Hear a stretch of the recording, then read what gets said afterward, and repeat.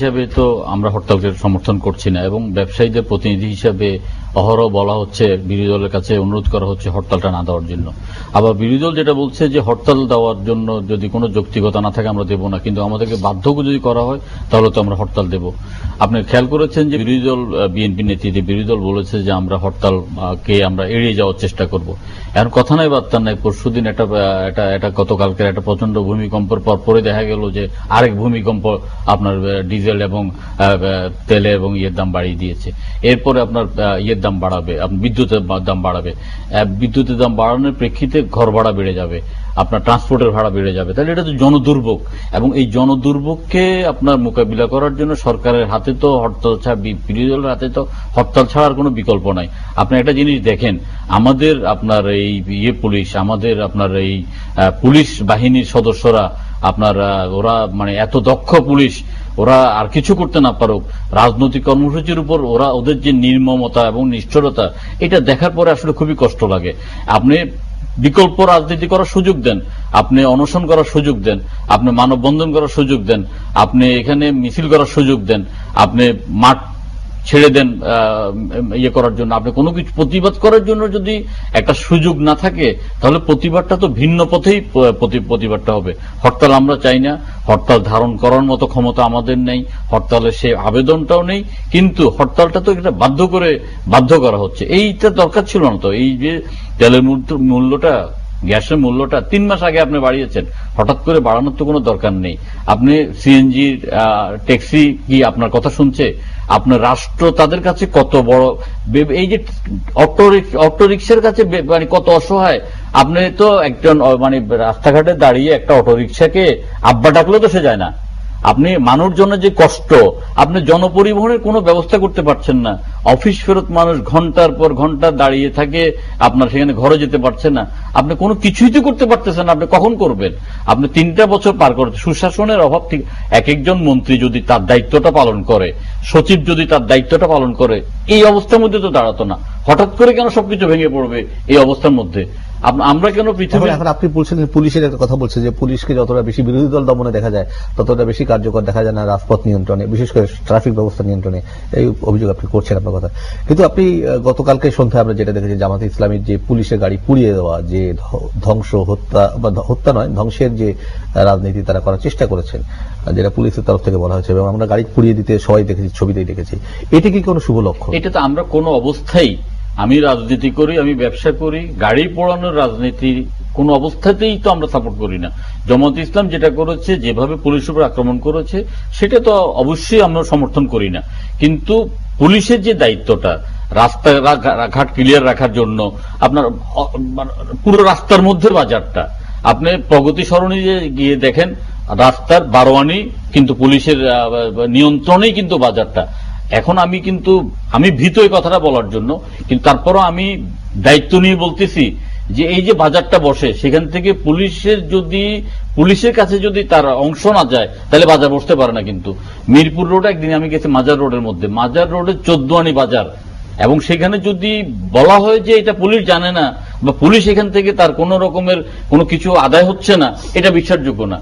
আমি মাঝে মাঝে চিন্তা করি যে আমাদের যে ঢাকার পুলিশ কমিশনার, ওনার চেহারা দেখতে এত সুন্দর, একটা মায়াবী চেহারা, একটা পুলিশ কমিশনার ইচ্ছা করলে কিন্তু ঢাকা সিটিকে অত্যন্ত কিন্তু কাজ যদি করতে চায় কাজ করতে পারে। আমাদের চিটগাং একসময় ওসমান আলী খান নামে একজন পুলিশ কমিশনার ছিল, আজকে থেকে 20-25 বছর আগে, এখনো জনগণ কিন্তু তাকে স্মরণ করে।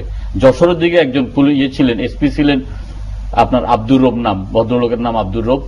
নোয়াখালী চৌমুহনীতে প্রচন্ড যানজট, ঘন্টার পর ঘন্টা, উনি যাওয়ার পর দেখা গেল যে আধা ঘন্টার মধ্যে যানজট শেষ, কোনো কিছু নেই।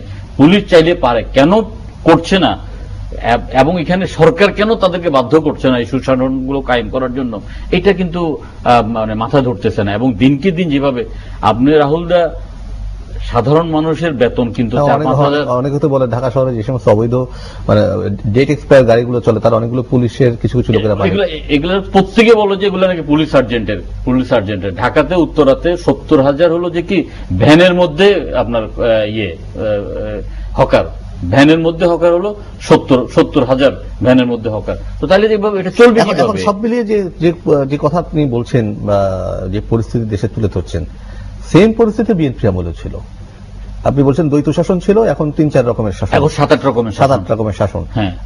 পরিস্থিতি একই রকম, হ্যাঁ। এবং পরিস্থিতির আহামরি কোনো পরিবর্তন নেই, এবং সাফারার সেই সাধারণ মানুষই। হ্যাঁ। সেই তাহলে এই আবার যদি নির্বাচন আসে, সেই নির্বাচনে মানুষ কাকে কি দেখে ভোট দেবে বলে আপনার মনে হয়? তাইলে কি আপনি মনে করেন যে গণতান্ত্রিক শাসন ব্যবস্থা ব্যর্থ? আমরা যদি বলি যে গণতান্ত্রিক শাসন ব্যবস্থা ব্যর্থ, তাহলে এটার জন্য দায় দায়িত্ব নেবে কে, এবং এটার জন্য যে ভয়াবহ পরিণতি, তাহলে এই পরিণতিটা ভোগ করবে কে? এই রাজনীতিবিদরা 1/11 পরে যে শিক্ষাটা নিয়েছে, এই শিক্ষা নেওয়ার পরে আমরা তো আশা করেছিলাম যে তারা অন্তত রাজনীতিবিদরা একটা জায়গায় আসবে যে ভাই আমরা রাজনীতিবিদরা আমরা দেশ শাসন করি, আমরা অন্তত ভালোভাবে দেশ শাসন করি, কেউ যেন আমাদের উপর এসে যেন অত্যাচার করতে না পারে, আমাদের উপর যেন আপনার জুলুম করতে না পারে, আমাদের উপর যেন জনগণের উপর যেন কষ্ট করতে না পারে, আমরা সেই চেষ্টা করি। সেই চেষ্টার দিকে তো কেউ যাচ্ছে না। এখন এখানে বিএনপি যা করেছে, বিএনপি ভুল করেছে ধরে নিলাম, বিএনপি ভুল করার কারণে জনগণ কিন্তু বাক্স ভর্তি করে আওয়ামী লীগকে ভোট দিয়েছে। আর আওয়ামী লীগ এই বাক্স ভর্তি ভোটটাকে যে এত বড় অপমান করবে এটা তো আমরা কেউ ধারণা করি নাই। কি আছে এখানে? বাংলাদেশ শাসন করার মধ্যে কষ্ট যেমন আছে, আবার শাসন করার মধ্যে তো আবার চেষ্টা করলে তো শাসনও করা যায়। আপনাকে তো একজন জনগণ, একজন পাবলিক আপনার অন্ন, বস্ত্র, বাসস্থান, চিকিৎসা, এগুলো তো রাষ্ট্রের কাছে সেইভাবে সে নিশ্চয়তা চায় না। সে এখন কি নিশ্চয়তা চায়? যে আমি নিরাপদে ঘর থেকে বের হয়ে যেন আবার নিরাপদে ঘরে আসতে পারি। ঢাকা চিটাগং রোড, বারবার এই কথাটা বলি, আমাকে অনেকে প্রশ্ন করে আপনি কেন, আমি আজকেও পেপারে দেখলাম যে যেভাবে ঢাকা চিটাগং রোডটা চলতেছে 30 বছর লাগবে। বাংলাদেশের লাইফ লাইন হলো ঢাকা চিটাগং এর রাস্তাটা, সেটা যদি 30 বছর লাগে আমি কার কাছে বিচার চাইবো, কার কাছে জবাবদিহিটা চাইবো? আওয়ামী লীগের মিটিং হয়, মিটিং হওয়ার পর আওয়ামী লীগের সিনিয়র নেতারা যখন কথা বলে, অন্যরা তখন থামিয়ে দেয়। যুদ্ধ অপরাধের বিচারের কথা বলতেছেন, আমরা যে কোনো অপরাধের বিচার চাই। যুদ্ধ অপরাধের বিচারের কথা বলে কত রকমের কাহিনী করতেছেন, এক এক সময় এক এক রকমের নাটক করতেছেন। আপনারা যুদ্ধ অপরাধের বিচার চান, আবার খুনি অপরাধী যারা আছে তাদেরকে মাফ করে দেন। এই যে দ্বৈত ব্যবস্থাপনা, এই যে হিপোক্রেসি, এইটার থেকে আমরা আমাদের মুক্তিটা কোথায়? আপনি আফ্রিকার গহীন যে দেশগুলো আছে, যারা কিছুদিন আগে মানুষের মাংস খেত, তারাও কিন্তু একটা অবস্থানের দিকে যাচ্ছে, তারাও কিন্তু আস্তে আস্তে এগিয়ে যাচ্ছে। আমাদের দেশের যে কয়েকটা ব্যাপার আছে, তার মধ্যে পর্যটন একটা ব্যাপার। পর্যটনকে নিয়ে আমরা স্বপ্ন দেখতে পারি। এখন পর্যন্ত পৃথিবীর সস্তা দেশের মধ্যে আমরা বলতে পারি যে পর্যটকরা এসে এখানে শান্তি পেতে পারে, পর্যটকদেরকে নিরাপত্তা দিতে পারলে। পর্যটন মন্ত্রী একজন আছেন, উনি কেন আছেন, ওনার দায়িত্বটা কি, ওনার কাজটা কি, এটাই বুঝতেছি না। আরো অনেকের কাজও বুঝতে পারতেছি না যে কি কাজ। আপনি ঢাকা শহরে অসংখ্য ভিক্ষুক, একজন ভিক্ষুককে কিন্তু নিজ দায়িত্বে ভিক্ষা করতে আসে না, তাদেরকে ভাড়া করে এনে ভিক্ষা করা, এবং সেখানে একটা চক্র জড়িত। এখান থেকে কি আমরা বেরোতে পারবো না? আজকে থেকে 20 বছর আগে যখন কলকাতায় গিয়েছি, এখন এই পরিস্থিতিতে এই সরকারের হাতে আর 2 বছর সময় আছে, তারপরে নির্বাচন আসবে।